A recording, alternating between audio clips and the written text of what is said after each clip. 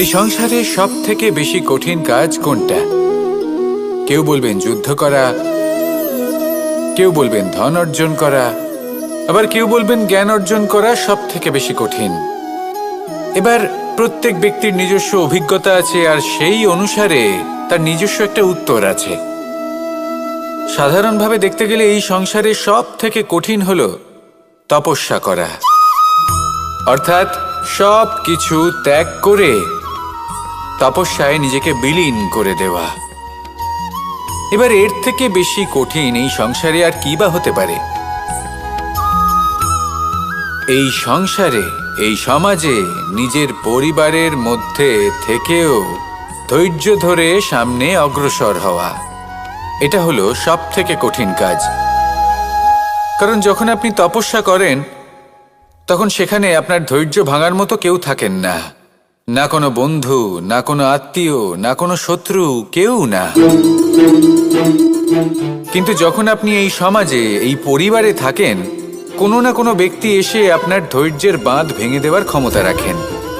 তারা আপনার ধৈর্যের বাঁধ ভেঙে দেয়, আর কখনো কখনো তারা অনিচ্ছাকৃতভাবেই সেটা করে থাকেন।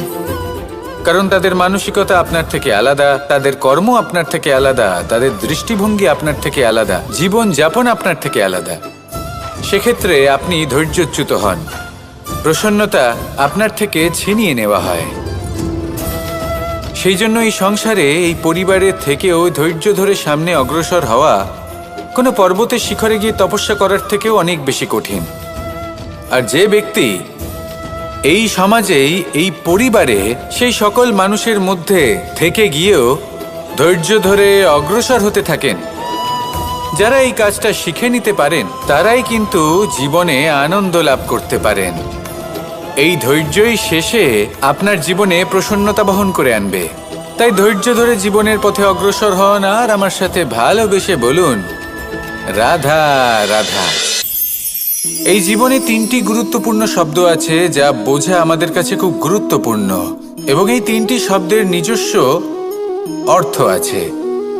প্রথম হলো সঙ্গবদ্ধতা, অর্থাৎ একসাথে মিলে কাজ করতে হবে, একসাথে মিলে পরিশ্রম করতে হবে, সামনে এগোতে হবে। এরকম করতে পারলে আপনার শক্তি বৃদ্ধি পাবে, আপনার ক্ষমতা বৃদ্ধি পাবে, আপনি এগোতে পারবেন এবং অনেক দূরে যেতে পারবেন। দ্বিতীয় হলো আত্মবিশ্বাস। হেরে যাওয়া বস্তুও আবার জিতে নিতে পারবেন। যদি আপনার নিজের আত্মবিশ্বাস থাকে তাহলে আপনি কখনো পরাজিত হবেন না। এবং তৃতীয় হলো অহংকার। জয়লাভ করার পরেও কিন্তু এটা আপনাকে পরাজিত করতে পারে। সেই জন্য জীবনে সঙ্গবদ্ধ হন, আত্মবিশ্বাস রাখুন, কিন্তু কখনোই অহংকার করবেন না। এই অহংকার আপনার থেকে সব কিছু কেড়ে নিতে পারে।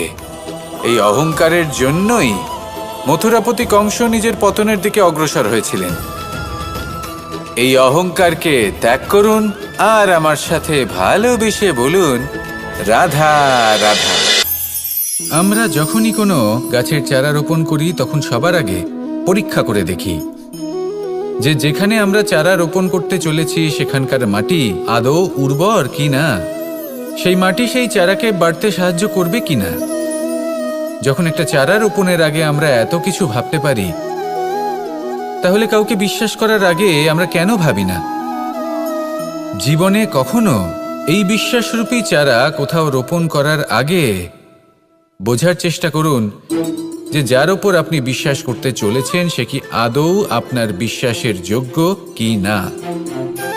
ভেবে দেখুন সেই ব্যক্তি ভবিষ্যতে গিয়ে আপনার বিশ্বাস ভাঙতে পারে কি না। এটাও ভেবে দেখুন যে যাকে আপনি বিশ্বাস করতে চলেছেন তাকে আপনি বিশ্বাস করলে নিজের জীবনের উদ্দেশ্যে আপনি অগ্রসর হতে পারবেন কি না।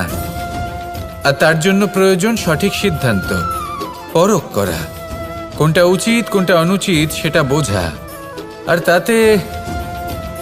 তাতে কিন্তু আপনি সন্দেহবাতিক হবেন না, তাতে আপনি আরো নিপুণ হয়ে উঠবেন। তাই যদি আপনি নিপুণ হয়ে উঠতে চান তাহলে বোঝার চেষ্টা করুন, পরখ করে দেখুন, কোনটা উচিত কোনটা অনুচিত বুঝুন। আর বিশ্বাস তখনই করুন যখন আপনি 100% নিশ্চিত হবেন যে সে বিশ্বাসের যোগ্য। আসুন আমার সাথে ভালোবেসে বলুন, রাধা রাধা। রাধা কখনো কখনো আমার জন্য বড়ই সুগন্ধি আতর নিয়ে আসে, পারিজাত ফুলের মালা নিয়ে আসে আমার প্রসাধন করবে বলে, এবং আমার সব থেকে বেশি প্রিয় মাখন নিজে হাতে বানিয়ে আনে আমাকে নিজে হাতে খাইয়ে দেবে বলে, সবকিছু আমাকে প্রসন্ন করবে বলে। কিন্তু আপনি কখনো ভেবেছেন যে এই আতর কিভাবে বানানো হয়? সহস্র ফুলের পাপড়ি একসাথে পিষে নিতে হয়, তারপরে তার থেকে যে রস নিঃসৃত হয় সেই রস দ্বারাই আতর তৈরি হয়। অনেক সংখ্যক ফুলকে অসীম যন্ত্রণা ভোগ করতে হয়, তবে তারা আমার প্রসাধন সামগ্রী হয়ে উঠতে পারে। দুধ থেকে মাখন তৈরি করার জন্য কতটা পরিমাণ মন্থন সহ্য করতে হয় সেটা আপনি জানেন। ঠিক সেই রকমই হলো আমাদের জীবনও। বিপদও আসে, কঠিন পরিস্থিতিও আসে, এর সম্মুখীন হতে শিখুন। মনে রাখবেন, আপনি হলেন সেই দুধ যাকে মন্থন সহ্য করতে হবে মাখন হয়ে ওঠার জন্য। মনে রাখবেন, আপনি হলেন সেই ফুলের মতন যাদের পিষ্ট হতে হবে সুগন্ধি আতর হয়ে ওঠার জন্য, যাকে এই সংসার পছন্দ করে। কখনো কখনো জীবনে আপনার সাথে খারাপ শুধুমাত্র এই কারণে ঘটে যাতে আপনার শ্রেষ্ঠ রূপ এই সংসারের সামনে আসতে পারে। শুধুমাত্র কঠিন পরিস্থিতি এবং বিপদকে একটা সুযোগ হিসেবে দেখার চেষ্টা করুন। আপনার জন্য এই সংসার বদলে যাবে, সংসারকে দেখার দৃষ্টিভঙ্গি পাল্টে যাবে, আপনার ভাগ্য পাল্টে যাবে, আর এই মন প্রসন্ন হয়ে বলবে, রাধা রাধা। পাশা নামক এই খেলাটি আপনারা নিশ্চয়ই খেলেছেন, না খেলে থাকলে দেখেছেন, আর যদি দেখেও না থাকেন তাহলে নিশ্চিত রূপে শুনেছেন। মহাভারতের এই মহাযুদ্ধ কোথাও না কোথাও এই পাশা নামক খেলার কারণে হয়েছিল। পাশার এই বিচিত্র খেলা, দান, এইসবের কারণে কেউ নিজের মাথায় রাজ মুকুট পরিধান করেছিলেন, আবার সেখানেই পরাজিত হওয়ার জন্য কাউকে বনবাসও ভোগ করতে হয়েছিল। কিন্তু এই খেলা সমাপ্ত হওয়ার পরে সমস্ত ঘুঁটি আর এই পাশার ছক একই পুটলিতে স্থান পেল। এটাই হলো আমাদের জীবন। এই সংসারে আমরা জয় পরাজয়ের বিষয়ে এতটাই ভাবি, এত চিন্তা করি যে এই জীবনের খেলার আনন্দটাই উপভোগ করতে পারি না। আর অবশেষে কি হয়? কেউ জয়ী হন, কেউ পরাজিত হন, কিন্তু দুজনেই একই স্থানে পৌঁছে যান। প্রত্যেক ব্যক্তি মৃত্যুর পরে একটি নির্দিষ্ট স্থানেই পৌঁছতে বাধ্য, কিন্তু ততক্ষণ এই জীবন, এই খেলা, তার আনন্দ উপভোগ করুন। এই সংসারে সেই ব্যক্তি শ্রেষ্ঠ স্থানে পৌঁছতে পেরেছেন যিনি এই সংসারকে প্রকাশ প্রদান করেছেন, যিনি কখনো জয় পরাজয় এ বিষয়ে ভাবেননি, শুধু এই জীবনের খেলার আনন্দ উপভোগ করেছেন। এটাই আপনিও করুন, আর আমার সাথে ভালোবেসে বলুন, রাধা রাধা। প্রত্যেক মানুষ নিজের জীবনে দুঃখ অনুভব করেন। প্রত্যেকের দুঃখ আলাদা হতে পারে। কারোর মনে এই দুঃখ থাকে যে সে তার বাবা মায়ের সব ইচ্ছে পূরণ করতে পারেননি। কেউ এটা ভেবে দুঃখ পান যে সে চিরকাল সদাচার করেছেন, সৎকর্ম করেছেন, কিন্তু তাও তাকে দুরাচারী বলে মনে করা হয়। কেউ এটা ভেবেও দুঃখ পান যে তার সামনে যে ব্যক্তি রয়েছেন তার চোখে তিনি শত্রু হয়ে উঠেছেন বা দুষ্ট হয়ে উঠেছেন, যেখানে তিনি হয়তো কোনো অনুচিত কাজই করেননি। এবার এই সমস্ত বিষয় নিয়ে ভেবে নিজের ব্যক্তিত্ব নিয়ে সন্দেহ প্রকাশ করবেন না।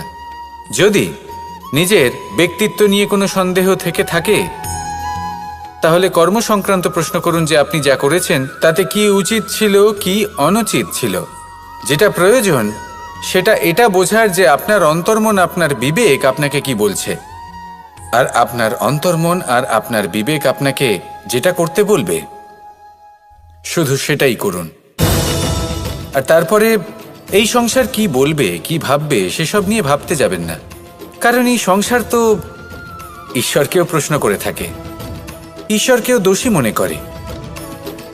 কখনো কখনো যখন কোনো ঘটনা মানুষের ইচ্ছা অনুযায়ী ঘটে না, তখন মানুষ এটা বলে যে হে ঈশ্বর, আপনি আমার পাশে থাকলেন না, আপনি বড়ই কঠোর, এটা আপনার দোষ। যেখানে বেশিরভাগ সময় হয়তো সে নিজেই নিজের কর্মফল ভোগ করছে, আর কখনো কখনো ঈশ্বর হয়তো তার জন্য আরো ভালো কোনো পরিকল্পনা করে রেখেছেন, কিন্তু মানুষ সেটা বুঝতে পারে না। তাই দিনের শেষে যেটা প্রয়োজন সেটা হলো নিজের মনের কথা বুঝতে হবে। আপনার বিবেক কি বলছে শুধু সেটাই করুন আর সামনে এগোতে থাকুন। আমার সাথে ভালোবেসে বলুন, রাধা রাধা। পরিবর্তন, এটা হলো সৃষ্টির অমূল্য নিয়ম। এই সংসারে সবকিছু সময়ান্তরে পরিবর্তিত হয়, এই সময়ও পরিবর্তিত হয়। পরিবর্তন চিরকাল হয়ে এসেছে আর চিরকাল হতে থাকবে, কিন্তু এবার আমরা সেই পরিবর্তন কিভাবে লাভ করব যেটা আমাদের প্রয়োজন, যেটা আমরা চাই। আমরা জীবনে বিকাশ চাই। এই বিকাশ কিভাবে লাভ করতে পারি?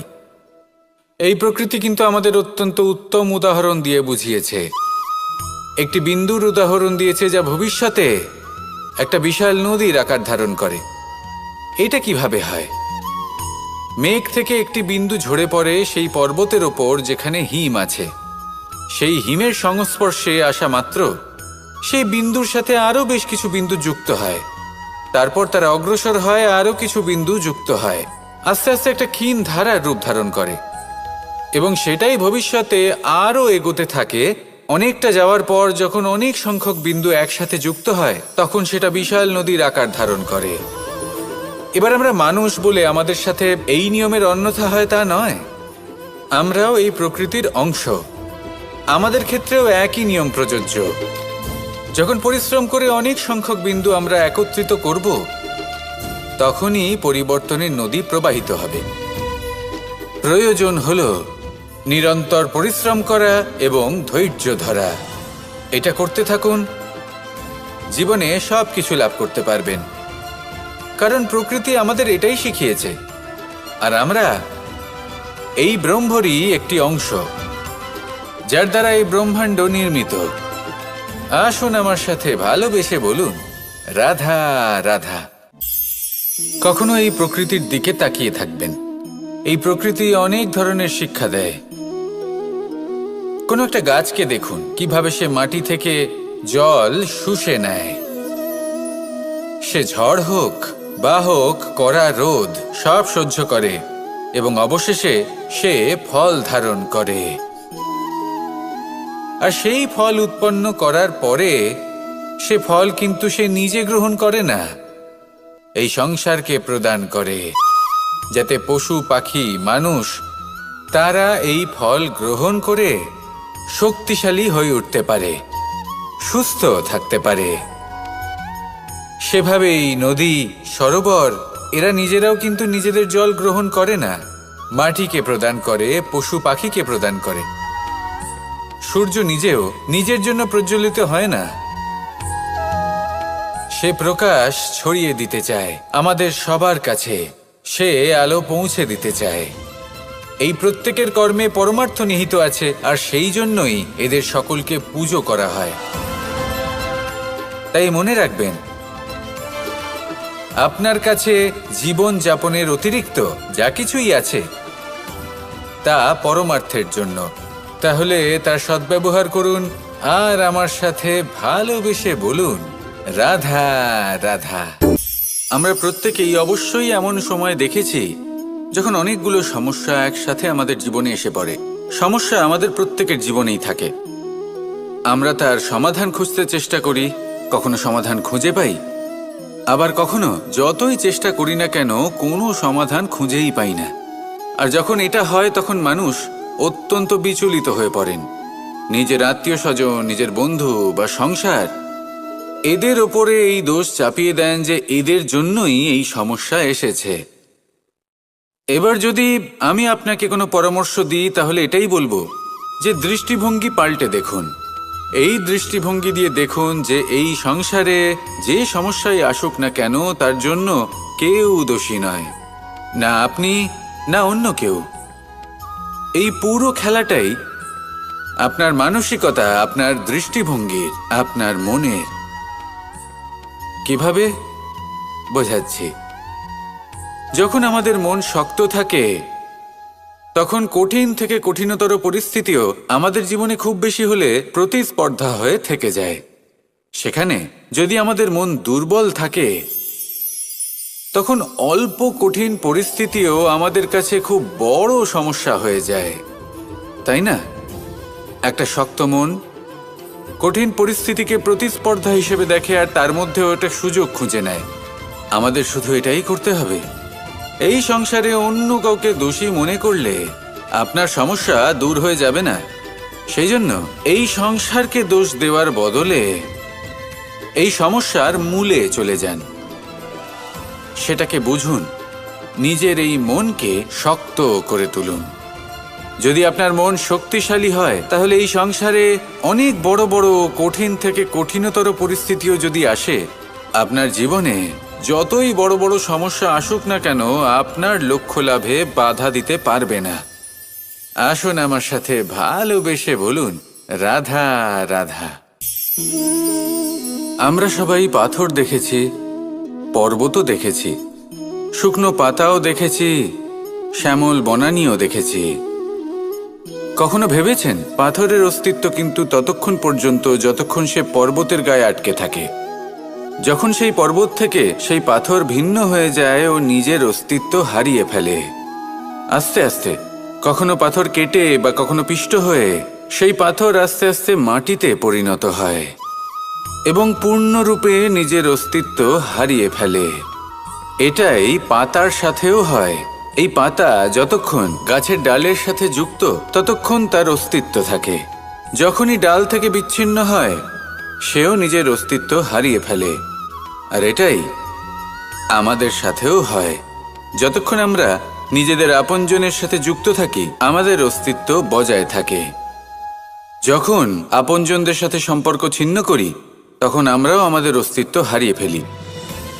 এবার এই সংসারের প্রত্যেক ব্যক্তি স্বতন্ত্র থাকতে চান, আর অনেক ব্যক্তি স্বতন্ত্র থাকবেন বলে আপনজনদের দূরে করে দেন আর তাদের সাথে এই সম্পর্ক ছিন্ন করেন।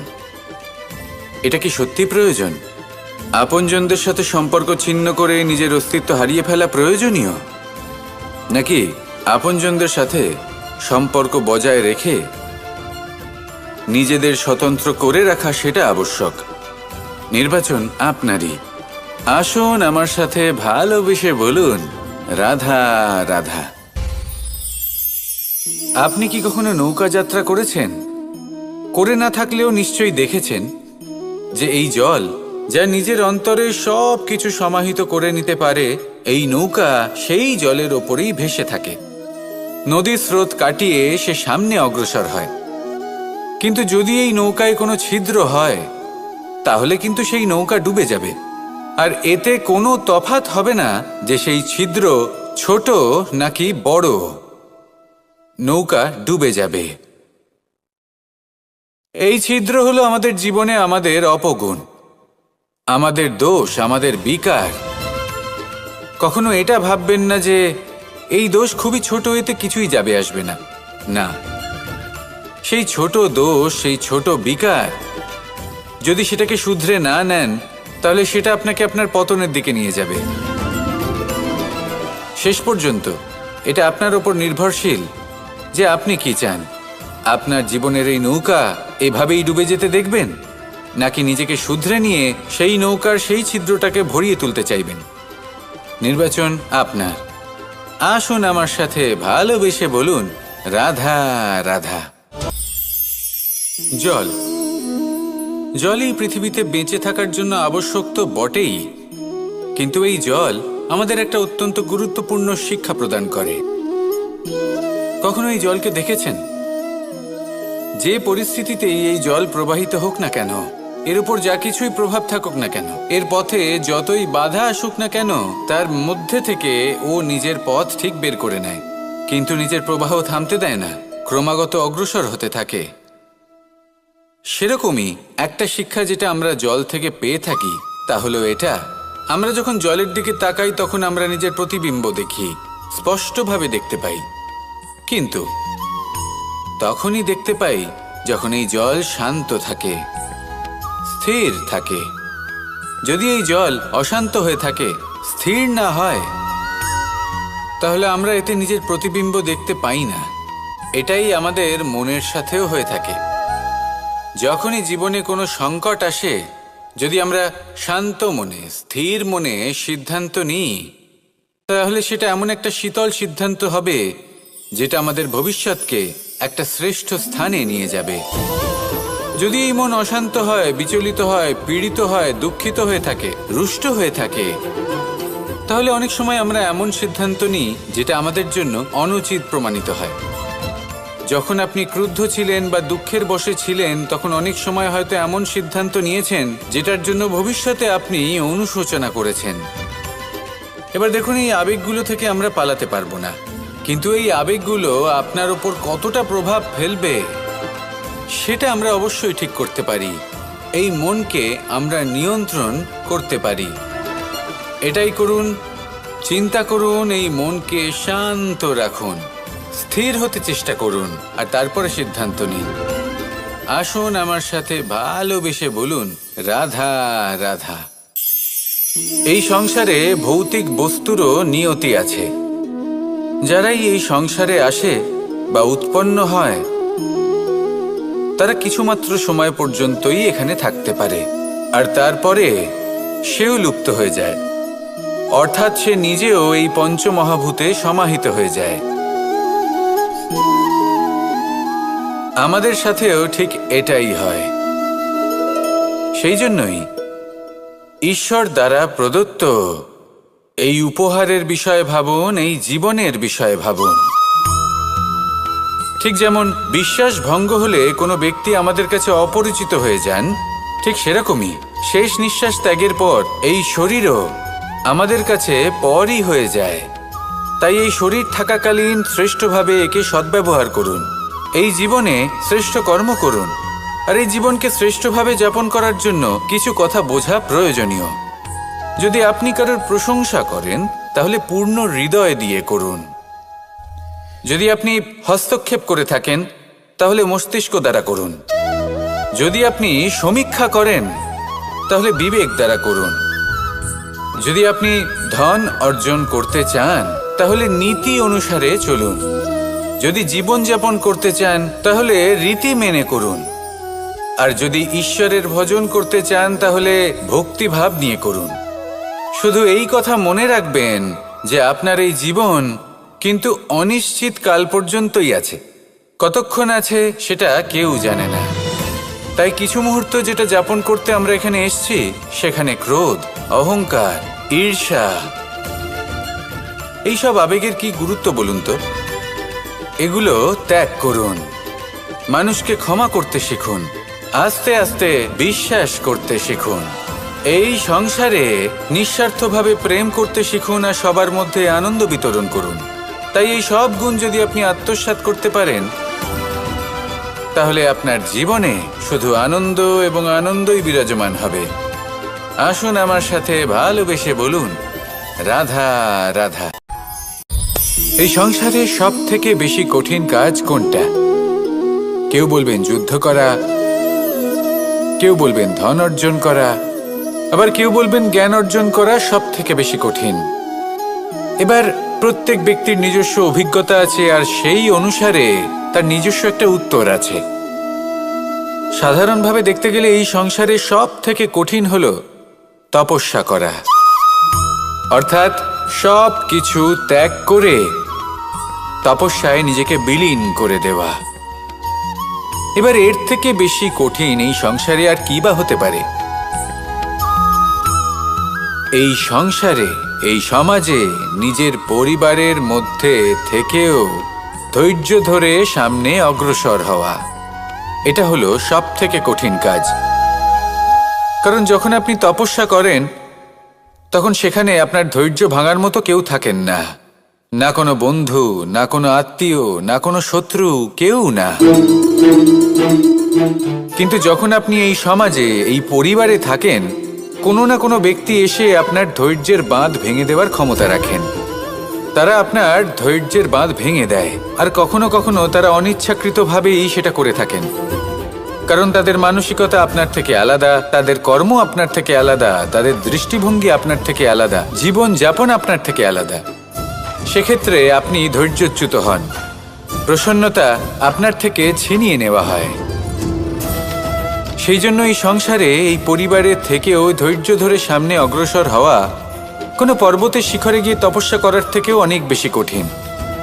আর যে ব্যক্তি এই সমাজেই, এই পরিবারে, সেই সকল মানুষের মধ্যে থেকে গিয়েও ধৈর্য ধরে অগ্রসর হতে থাকেন, যারা এই কাজটা শিখে নিতে পারেন, তারাই কিন্তু জীবনে আনন্দ লাভ করতে পারেন।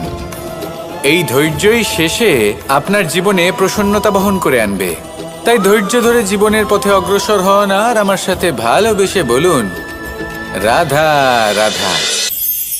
এই জীবনে 3টি গুরুত্বপূর্ণ শব্দ আছে যা বোঝা আমাদের কাছে খুব গুরুত্বপূর্ণ, এবং এই 3টি শব্দের নিজস্ব অর্থ আছে। প্রথম হলো সঙ্গবদ্ধতা, অর্থাৎ একসাথে মিলে কাজ করতে হবে, একসাথে মিলে পরিশ্রম করতে হবে, সামনে এগোতে হবে। এরকম করতে পারলে আপনার শক্তি বৃদ্ধি পাবে, আপনার ক্ষমতা বৃদ্ধি পাবে, আপনি এগোতে পারবেন এবং অনেক দূরে যেতে পারবেন। দ্বিতীয় হলো আত্মবিশ্বাস। হেরে যাওয়া বস্তুও আবার জিতে নিতে পারবেন। যদি আপনার নিজের আত্মবিশ্বাস থাকে, তাহলে আপনি কখনো পরাজিত হবেন না। এবং তৃতীয় হলো অহংকার। জয়লাভ করার পরেও কিন্তু এটা আপনাকে পরাজিত করতে পারে। সেই জন্য জীবনে সঙ্গবদ্ধ হন, আত্মবিশ্বাস রাখুন, কিন্তু কখনোই অহংকার করবেন না। এই অহংকার আপনার থেকে সব কিছু কেড়ে নিতে পারে। এই অহংকারের জন্যই মথুরাপতি কংস নিজের পতনের দিকে অগ্রসর হয়েছিলেন।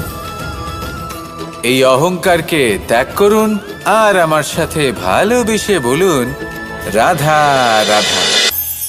আমরা যখনই কোনো গাছের চারা রোপণ করি, তখন সবার আগে পরীক্ষা করে দেখি যে যেখানে আমরা চারা রোপণ করতে চলেছি সেখানকার মাটি আদৌ উর্বর কিনা, সেই মাটি সেই চারাকে বাড়তে সাহায্য করবে কিনা।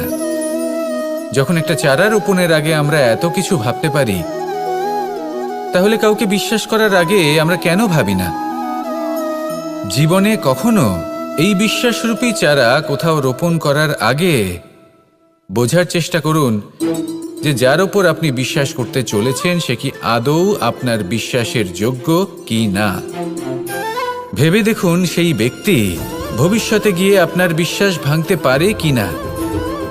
এটাও ভেবে দেখুন যে যাকে আপনি বিশ্বাস করতে চলেছেন তাকে আপনি বিশ্বাস করলে নিজের জীবনের উদ্দেশ্যে আপনি অগ্রসর হতে পারবেন কি না। আর তার জন্য প্রয়োজন সঠিক সিদ্ধান্ত, পরখ করা, কোনটা উচিত কোনটা অনুচিত সেটা বোঝা। আর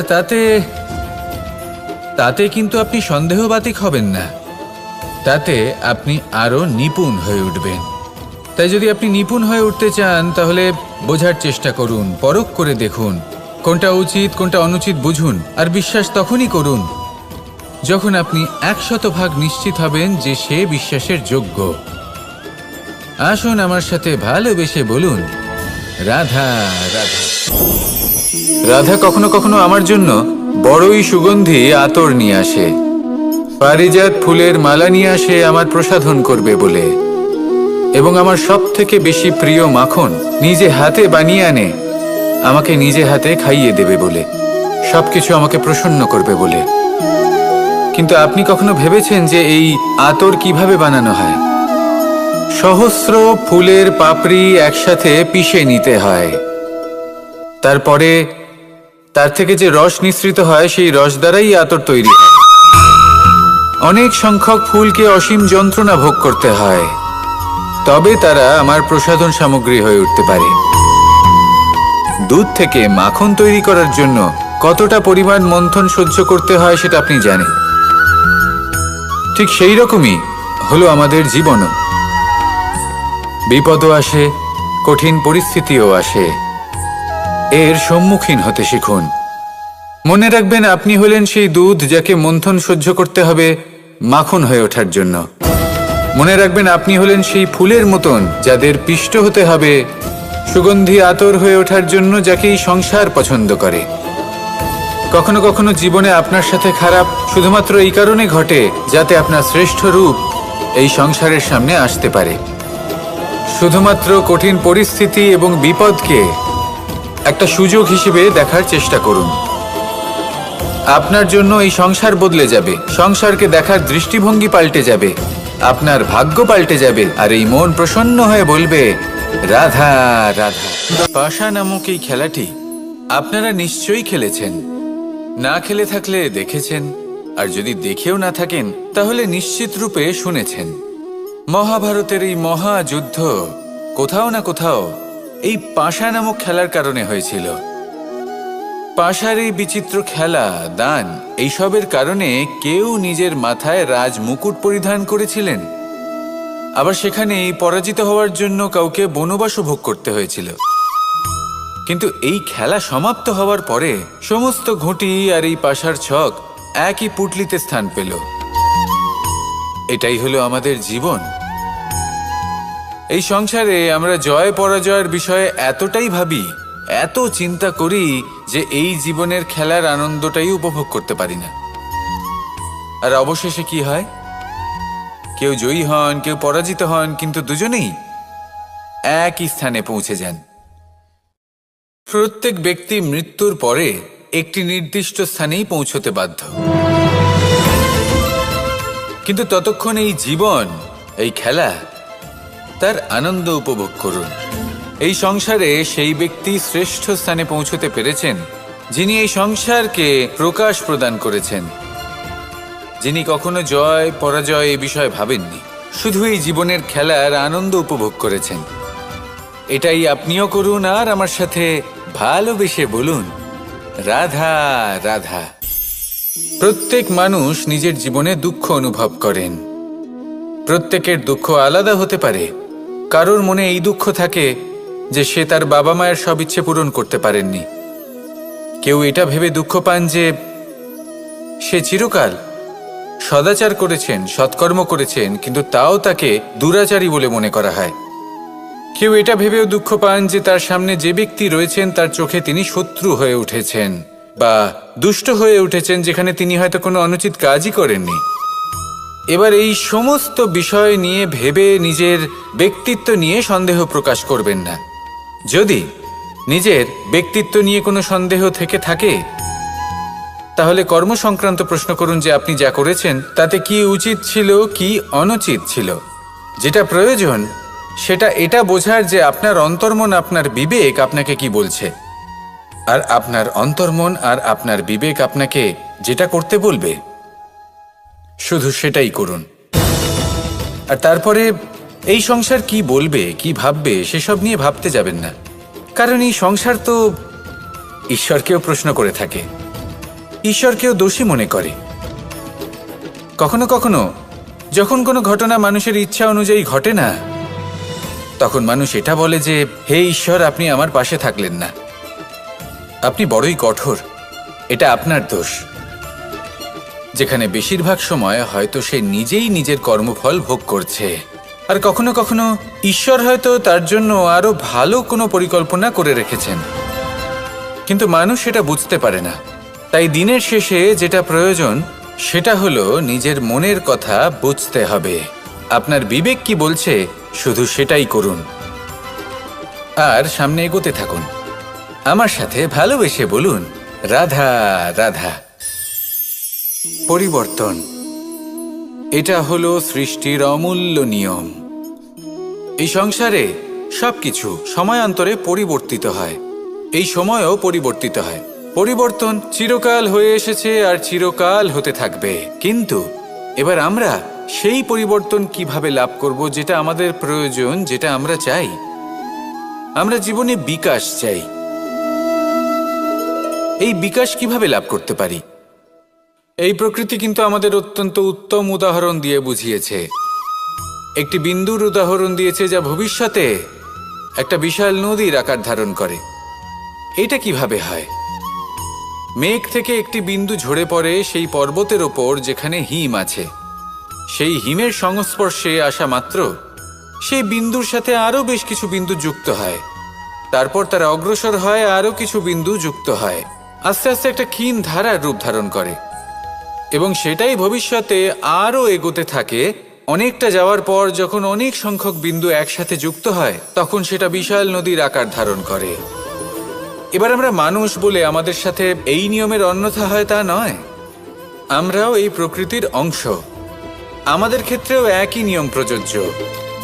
যখন পরিশ্রম করে অনেক সংখ্যক বিন্দু আমরা একত্রিত করব তখনই পরিবর্তনের নদী প্রবাহিত হবে। প্রয়োজন হলো নিরন্তর পরিশ্রম করা এবং ধৈর্য ধরা। এটা করতে থাকুন, জীবনে সব কিছু লাভ করতে পারবেন। কারণ প্রকৃতি আমাদের এটাই শিখিয়েছে, আর আমরা এই ব্রহ্মরই একটি অংশ, যার দ্বারা এই ব্রহ্মাণ্ড নির্মিত। আসুন আমার সাথে ভালোবেসে বলুন, রাধা রাধা। কখনো এই প্রকৃতির দিকে তাকিয়ে থাকবেন। এই প্রকৃতি অনেক ধরনের শিক্ষা দেয়। কোনো একটা গাছকে দেখুন কিভাবে সে মাটি থেকে জল শুষে নেয়। সে ঝড় হোক বা হোক কড়া রোদ সব সহ্য করে এবং অবশেষে সে ফল ধারণ করে। আর সেই ফল উৎপন্ন করার পরে সে ফল কিন্তু সে নিজে গ্রহণ করে না, এই সংসারকে প্রদান করে, যাতে পশু পাখি মানুষ তারা এই ফল গ্রহণ করে শক্তিশালী হয়ে উঠতে পারে, সুস্থ থাকতে পারে। সেভাবেই নদী, সরোবর এরা নিজেরাও কিন্তু নিজেদের জল গ্রহণ করে না, মাটিকে প্রদান করে, পশু পাখিকে প্রদান করে। সূর্য নিজেও নিজের জন্য প্রজ্বলিত হয় না, সে প্রকাশ ছড়িয়ে দিতে চায় আমাদের সবার কাছে, সে আলো পৌঁছে দিতে চায়। এই প্রত্যেকের কর্মে পরমার্থ নিহিত আছে, আর সেই জন্যই এদের সকলকে পুজো করা হয়। তাই মনে রাখবেন, আপনার কাছে জীবন যাপনের অতিরিক্ত যা কিছুই আছে তা পরমার্থের জন্য। তাহলে তার সদ্ব্যবহার করুন আর আমার সাথে ভালোবেসে বলুন, রাধা রাধা। আমরা প্রত্যেকেই অবশ্যই এমন সময় দেখেছি যখন অনেকগুলো সমস্যা একসাথে আমাদের জীবনে এসে পড়ে। সমস্যা আমাদের প্রত্যেকের জীবনেই থাকে। আমরা তার সমাধান খুঁজতে চেষ্টা করি, কখনো সমাধান খুঁজে পাই, আবার কখনো যতই চেষ্টা করি না কেন কোনো সমাধান খুঁজেই পাই না। আর যখন এটা হয় তখন মানুষ অত্যন্ত বিচলিত হয়ে পড়েন। নিজের আত্মীয় স্বজন, নিজের বন্ধু বা সংসার এদের ওপরে এই দোষ চাপিয়ে দেন যে এদের জন্যই এই সমস্যা এসেছে। এবার যদি আমি আপনাকে কোনো পরামর্শ দিই তাহলে এটাই বলবো যে দৃষ্টিভঙ্গি পাল্টে দেখুন। এই দৃষ্টিভঙ্গি দিয়ে দেখুন যে এই সংসারে যে সমস্যায় আসুক না কেন তার জন্য কেউ দোষী নয়, না আপনি না অন্য কেউ। এই পুরো খেলাটাই আপনার মানসিকতা, আপনার দৃষ্টিভঙ্গির, আপনার মনের। কিভাবে বোঝাচ্ছি? যখন আমাদের মন শক্ত থাকে তখন কঠিন থেকে কঠিনতর পরিস্থিতিও আমাদের জীবনে খুব বেশি হলে প্রতিস্পর্ধা হয়ে থেকে যায়। সেখানে যদি আমাদের মন দুর্বল থাকে তখন অল্প কঠিন পরিস্থিতিও আমাদের কাছে খুব বড় সমস্যা হয়ে যায়, তাই না? একটা শক্ত মন কঠিন পরিস্থিতিকে প্রতিস্পর্ধা হিসেবে দেখে আর তার মধ্যে ওটা সুযোগ খুঁজে নেয়। আমাদের শুধু এটাই করতে হবে। এই সংসারে অন্য কাউকে দোষী মনে করলে আপনার সমস্যা দূর হয়ে যাবে না। সেই জন্য এই সংসারকে দোষ দেওয়ার বদলে এই সমস্যার মূলে চলে যান, সেটাকে বুঝুন, নিজের এই মনকে শক্ত করে তুলুন। যদি আপনার মন শক্তিশালী হয় তাহলে এই সংসারে অনেক বড় বড় কঠিন থেকে কঠিনতর পরিস্থিতিও যদি আসে, আপনার জীবনে যতই বড় বড় সমস্যা আসুক না কেন আপনার লক্ষ্য লাভে বাধা দিতে পারবে না। আসুন আমার সাথে ভালোবেসে বলুন, রাধা রাধা। আমরা সবাই পাথর দেখেছি, পর্বতও দেখেছি, শুকনো পাতাও দেখেছি, শ্যামল বনানীও দেখেছি। কখনো ভেবেছেন পাথরের অস্তিত্ব কিন্তু ততক্ষণ পর্যন্ত যতক্ষণ সে পর্বতের গায়ে আটকে থাকে। যখন সেই পর্বত থেকে সেই পাথর ভিন্ন হয়ে যায় ও নিজের অস্তিত্ব হারিয়ে ফেলে। আস্তে আস্তে কখনো পাথর কেটে বা কখনো পিষ্ট হয়ে সেই পাথর আস্তে আস্তে মাটিতে পরিণত হয় এবং পূর্ণরূপে নিজের অস্তিত্ব হারিয়ে ফেলে। এটাই পাতার সাথেও হয়। এই পাতা যতক্ষণ গাছের ডালের সাথে যুক্ত ততক্ষণ তার অস্তিত্ব থাকে। যখনই ডাল থেকে বিচ্ছিন্ন হয় সেও নিজের অস্তিত্ব হারিয়ে ফেলে। আর এটাই আমাদের সাথেও হয়। যতক্ষণ আমরা নিজেদের আপনজনের সাথে যুক্ত থাকি আমাদের অস্তিত্ব বজায় থাকে। যখন আপনজনদের সাথে সম্পর্ক ছিন্ন করি তখন আমরাও আমাদের অস্তিত্ব হারিয়ে ফেলি। এবার এই সংসারের প্রত্যেক ব্যক্তি স্বতন্ত্র থাকতে চান, আর অনেক ব্যক্তি স্বতন্ত্র থাকবেন বলে আপনজনদের দূরে করে দেন আর তাদের সাথে এই সম্পর্ক ছিন্ন করেন। এটা কি সত্যি প্রয়োজন?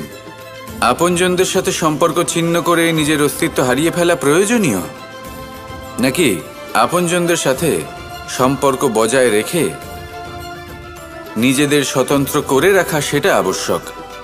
নির্বাচন আপনারই। আসুন আমার সাথে ভালোবেসে বলুন রাধা রাধা।